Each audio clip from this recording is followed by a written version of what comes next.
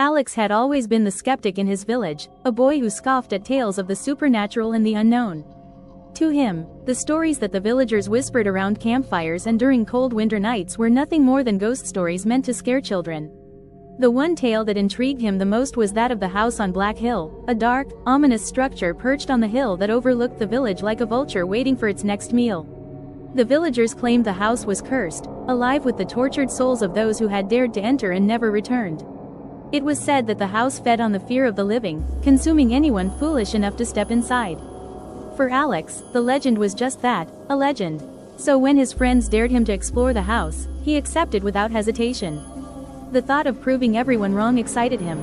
He was going to be the one who would return from Black Hill unscathed, with a story of how he had conquered the fears that had held the village in thrall for generations. As dusk settled over the village, casting long shadows across the landscape, Alex made his way up Black Hill. The path was steep and winding, the air growing colder with each step. The house loomed ahead, an imposing silhouette against the darkening sky. Its windows were dark and empty, like lifeless eyes staring down at him, and its walls were covered in creeping ivy that seemed to pulse with a life of its own. When Alex reached the front door, he paused for a moment, taking in the eerie stillness that surrounded the house. The village below was far behind him now, the lights of home barely visible through the trees. He felt a twinge of unease but quickly pushed it aside. He had come this far, there was no turning back. He reached out and pushed the door open. It creaked on its rusted hinges, and as soon as he stepped inside, the door slammed shut behind him with a force that rattled the walls. Alex spun around, but the door was now locked, the handle cold and unyielding under his hand. The air inside the house was thick and musty, filled with the scent of rot and decay. The wooden floorboards creaked beneath his feet, and the walls seemed to groan, as if the house were alive and aware of his presence. Undeterred, Alex moved deeper into the house. The interior was dark, the only light coming from the fading twilight that filtered through the grimy windows. Dust hung in the air, and cobwebs draped the corners like ancient curtains. As he walked, he began to hear strange noises, footsteps echoing down empty hallways, whispers that seemed to come from the very walls themselves, and the soft, scraping sound of something dragging along the floor.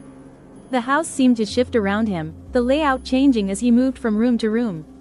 Hallways that should have led back to the entrance instead twisted and turned into unfamiliar corridors.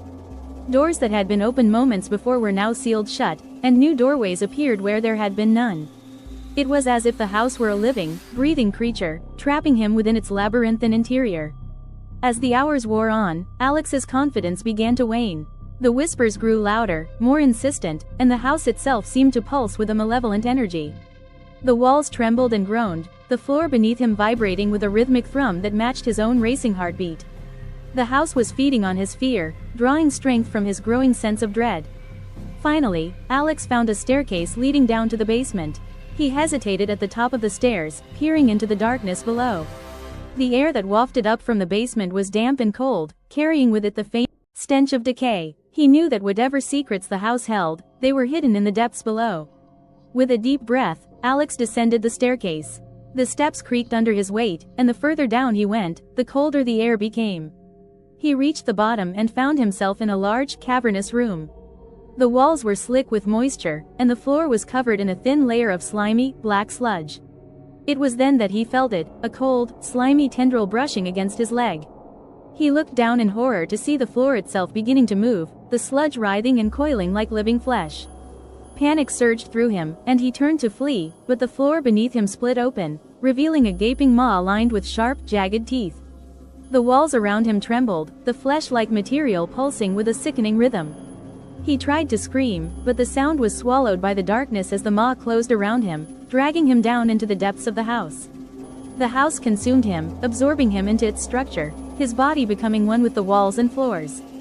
His screams joined the chorus of voices that echoed through the house, a cacophony of tortured souls forever trapped within its living, breathing confines.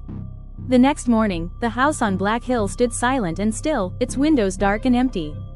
The villagers, unaware of what had transpired, continued to live in fear of the house, its curse remaining unbroken. And the house waited, its hunger sated for now, but always ready to claim its next victim. Subscribe for more horror stories.